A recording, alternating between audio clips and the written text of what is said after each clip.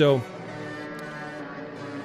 that's why since that moment where I lost everything, and then I was able to make more in the next 12 months, I realized that no work is wasted because I am the output of the work, not the outcome.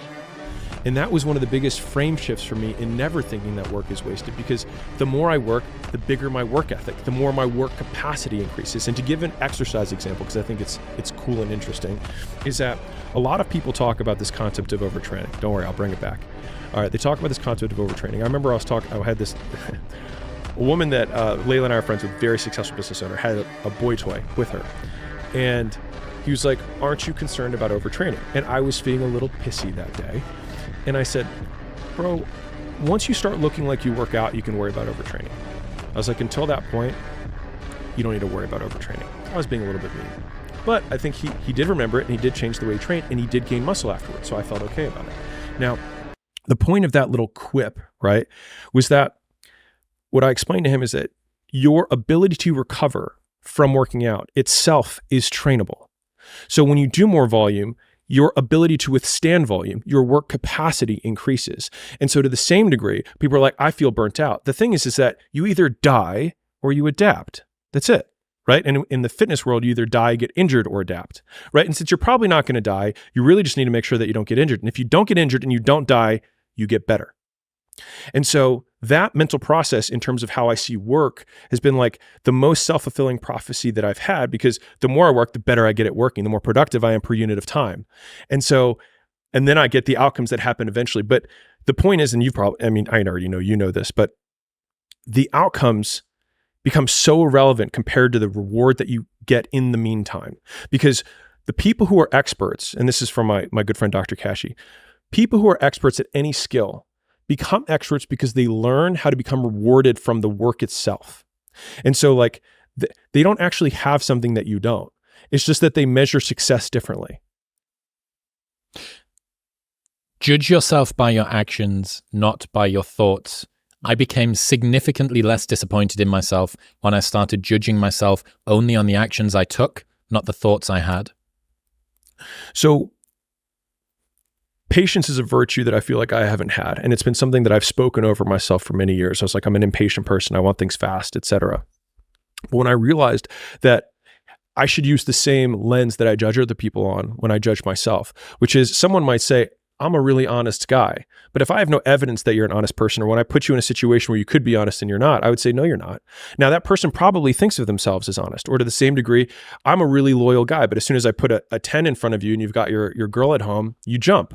You're not that loyal. You just haven't had the opportunity to show that you're loyal. And so for me, my thoughts about what I thought I was were actually really negative. But when I tried to think, okay, well, I can be patient if I act patient, even if I don't feel patient. And then that allowed me to start giving myself a stack of undeniable proof that I am who I wanted to be. And I don't believe in binary traits, meaning like he's patient or he's impatient, or he's loyal or he's disloyal. The question is, how loyal are you? How honest are you? How patient are you?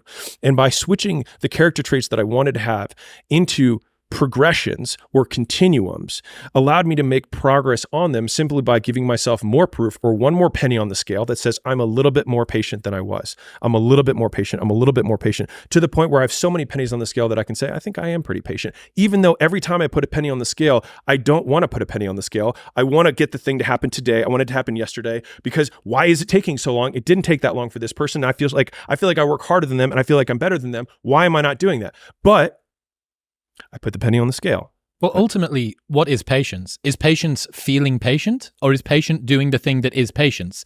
So Sam Harris, in his first conversation with Jocko Willink about 10 years ago, they talk about how courage is an unfakeable emotion. And it's such a good frame. You're going to love this. Yeah. So he said, if you do the thing in spite of being fearful of doing the thing, that is courage. And if you don't do the thing, even though you felt like doing the thing, that is cowardice. And I think that motivation and patience are exactly the same. If you're patient, despite not feeling patient, that is patience. Yes. That is how it works. And that realization that you just said was the reason for that quote, because it was me realizing that I can actually have these traits, even if I don't feel like I live those traits. And so that's why, probably, at least for me, when people are like, whatever the trait is, like he's so humble, he's so whatever, like you probably will never feel like you have the trait, but you can still have the trait based on evidence rather than emotion. And I think that frame of evidence has been, I mean, if I had a North Star of personal development for myself, it's been just give myself proof. And I mean, in so many ways, like the reason that I didn't, I mean, I'm going to go on a tangent, but again, I'll bring it back. I didn't talk about how to run gyms until I had 6 gyms because I didn't feel like I was qualified enough to talk about it.